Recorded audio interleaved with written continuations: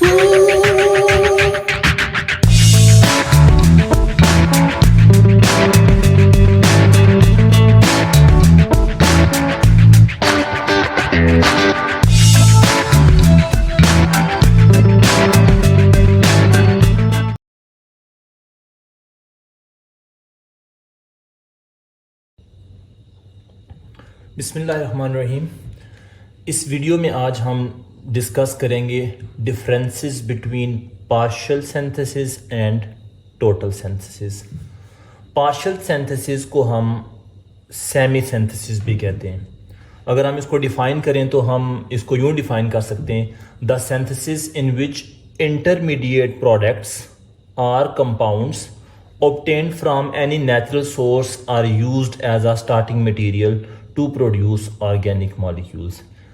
अब इस डेफिनेशन का मतलब क्या है?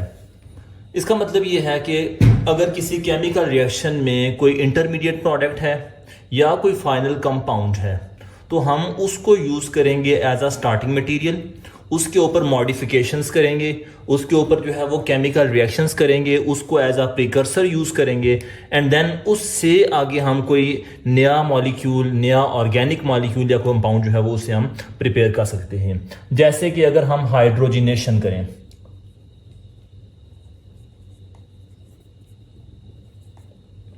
हाइड्रोजिनेशन ऑफ वेजिटेबल ऑयल,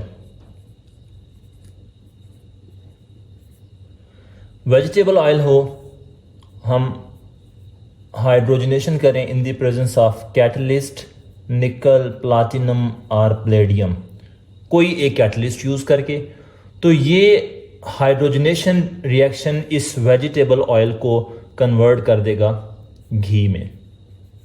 तो आप ये देख सकते हैं कि एक फाइनल प्रोडक्ट वेजिटेबल ऑयल, इसकी हाइड्रोजनेशन करके हमने एक और यूजफुल प्रोडक्ट जो है वो ऑब्टेन कर लिया। इसी तरह एल्कोहलिक फर्मेंटेशन, एल्कोहलिक फर्मेंटेशन जिसमें हम ग्लूकोज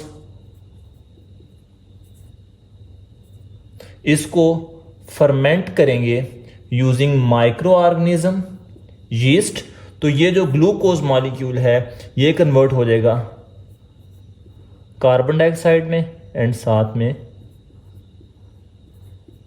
मॉलिक्यूल ऑफ अल्कोहल। तो देखें, एक यूजफुल प्रोडक्ट हमने एक फाइनल प्रोडक्ट से जो कि कमर्शियली अवेलेबल है तो उसके ऊपर हमने केमिकली रिएक्ट करवा के उसको कन्वर्ट कर लिया अल्कोहल में। तो ऐसी टाइप ऑफ सिंथेसिस जिसमें हम कोई इंटरमीडिएट या फाइनल कंपाउंड यूज़ करके उसके ऊपर केमिकली रिएक्शन करवा के उसको हम किसी और यूजफुल प्रोडक्ट में कन्वर्ट कर लें, इसको हम कहते हैं दिस इज पार्शियल सिंथेसिस और सेमी सिंथेसिस।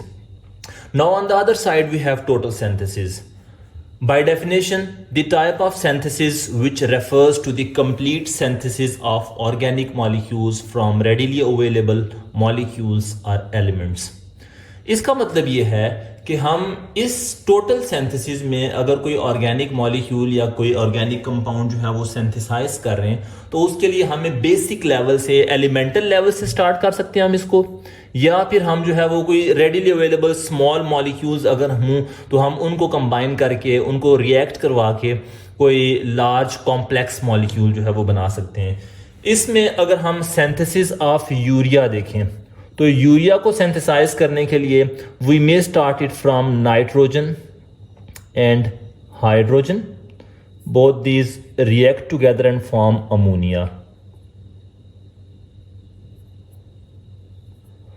इस स्टेप में जो अमोनिया सिंथेसाइज हुआ इसको अगर हम फर्दर रिएक्ट करवाएं किसके साथ, कार्बन डाइऑक्साइड के साथ, तो this will be transform to ammonium साइनेट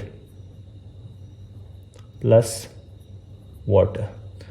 अब ये जो अमोनियम साइनेट है इसको अगर आप हीट करते हैं तो ये कन्वर्ट हो जाएगा यूरिया में।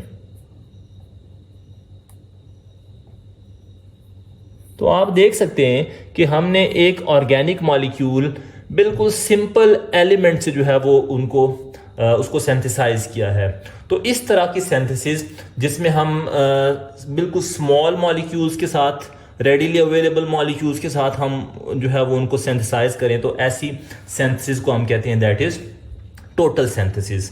अब अगला क्वेश्चन ये रेज होता है कि why do we go for these synthesis, इनका पर्पस क्या है, पर्पस ऑफ टोटल सिंथेसिस। तो हम ये टोटल सिंथेसिस इसलिए करते हैं कि बास मॉलिक्यूल्स हमारे पास होते हैं बड़े complex, some molecules they are very complex. तो इन कॉम्प्लेक्स मॉलिक्यूल्स को जहां पे इनकी एक्सट्रैक्शन जो है वो मुश्किल हो, एक्सट्रैक्शन इज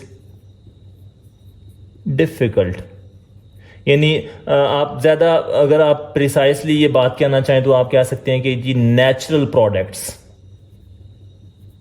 तो ऐसे नेचुरल प्रोडक्ट्स जिनकी एक्सट्रैक्शन मुश्किल हो, यानी जो मेथड्स अवेलेबल हैं हम उनसे उनको प्लांट्स में से जो है वो एक्सट्रैक्ट ना कर सकें, या इट कॉस्ट मोर एनर्जी और इट कॉस्ट मोर मनी। तो ऐसी सिचुएशन में हम क्या करते हैं कि we go for the alternate, हम उसका एक मुतबादल वे में जो है वो उसको टारगेट मॉलिक्यूल को सिंथेसाइज करने की कोशिश करते हैं। तो ये जो हम रेप्लिका बना रहे हैं, basically this is replica of that natural product और दैट कॉम्प्लेक्स मॉलिक्यूल। तो इस रेप्लिका को बनाने के लिए हम जो है वो टोटल सिंथेसिस जो है वो उसको फॉलो करेंगे। ऑन द अदर हैंड जब हम पार्शियल सिंथेसिस जो है वो इसका पर्पस देखें, तो पर्पस ऑफ पार्शियल सिंथेसिस कि ये सिंथेसिस जो है वो हम क्यों करते हैं, तो इस सिंथेसिस का पर्पस ये है कि बाज़ औक़ात ऐसे होता है कि हम कोई एक फाइनल प्रोडक्ट या एक फाइनल कॉम्प्लेक्स मॉलिक्यूल बनाना, कॉम्प्लेक्स मॉलिक्यूल बनाना क्या है, इट इज़ वेरी हार्ड। यानी वो मॉलिक्यूल स्टार्टिंग मटेरियल से जो है वो हम नहीं बना सकते। यानी जैसे इस केस में हमने देखा कि नाइट्रोजन से हमने और हाइड्रोजन से हमने यूरिया बना लिया, तो इट्स अ सिंपल रिएक्शन।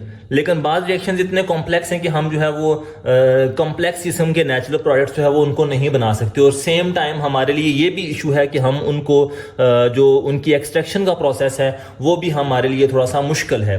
तो फिर ऐसी सिचुएशन में हम क्या करते हैं कि जो already available natural product molecules हैं, जो ऑलरेडी नेचुरल प्रोडक्ट्स मौजूद हैं, उनके ऊपर हम क्या करेंगे, वी गो फॉर मॉडिफिकेशन।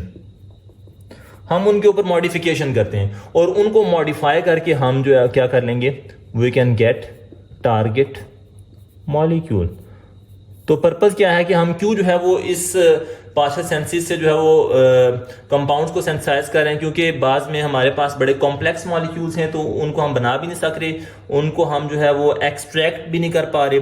तो हम फिर क्या करेंगे कि हम जो already available natural product molecules हैं उनके ऊपर मॉडिफिकेशन करके हम नए मॉलिक्यूल्स बना सकते हैं। और इससे होगा क्या, it will save money and time, कि हम जो टाइम जो है वो जितना यूज़ करेंगे, कंज्यूम करेंगे, और जो हमारी उसके ऊपर कॉस्ट आएगी स्टार्टिंग मटेरियल से उसको उस स्टेज तक ले जाने में, तो ये दोनों चीज़ें जो है वो क्या हो जाएंगी, सेव हो जाएंगी।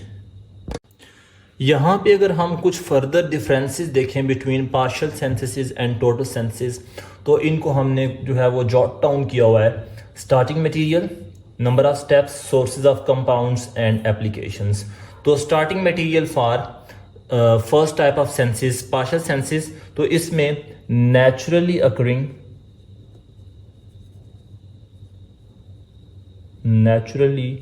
अकरिंग मॉलिक्यूल्स, जबकि टोटल सिंथेसिस में simple readily available molecules. Then अगर आप नंबर ऑफ स्टेप्स की बात करें तो they have fewer number of steps, यानी थोड़े से स्टेप्स में आप क्या कर लेंगे, मॉडिफिकेशन करके रिक्वायर्ड कंपाउंड तक जो है वो आप पहुंच जाएंगे। और जबकि इस केस में क्या होगा, in this case more reaction steps. Then sources of compounds. So this type of synthesis, it uses naturally or natural molecules, naturally existing molecules को एज अ प्रिकर्सर यूज किया जाता है इसमें, जबकि इसमें क्या होता है, इंटायरली लैब मेड, यानी इसको कंप्लीटली जो है वो लैब में जो है वो रिएक्शंस करवाए जाते हैं और रिक्वायर्ड प्रोडक्ट तक जो है वो पहुंचा जाता है। जबकि अगर आप इनकी एप्लीकेशंस देखें तो एप्लीकेशंस में मॉडिफिकेशन ऑफ नेचुरल प्रोडक्ट्स, यानी नेचुरल प्रोडक्ट्स की मॉडिफिकेशन करके आप क्या कर सकते हैं, you can develop drug development. जबकि इसमें क्या है, क्रिएशन ऑफ